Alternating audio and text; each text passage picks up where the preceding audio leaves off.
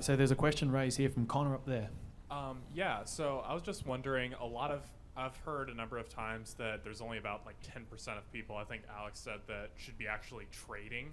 And to me, I'm just curious what you see where, if most people fail at trading and you're saying that a lot of this stuff is just, an idiot could do it, how come you see, such a low success rate? Is that because people are emotional, or is that because because, like anything, like that could be said for anything. You don't study for a test, you're going to fail.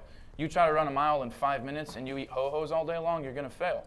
Like, to me, it's absolute common sense. Like, most people are afraid of what they don't know, and they do not apply. And they also listen to the opinions of other people that don't have what they want, which is really dumb, and they never get anywhere. So, like, it really just comes down to learning from people that know what they're talking about and practicing it, because it won't happen. Like he said, it's not going to happen overnight. Things won't become apparent overnight, but it really just comes down to very historical indicators. And when you start to recognize them, you'll look at a chart completely differently, and you'll be like, oh, I see exactly what's happening here. And I think people fail just out of their lack of understanding or being instructed on how this stuff works. But when you know it, once you know it, it's really hard to failure. The failure you're going to get is when you sell for fear of loss, when you're like, oh, the market's down, Bitcoin's down right now, the industry's crashing, I'm going to sell everything I have.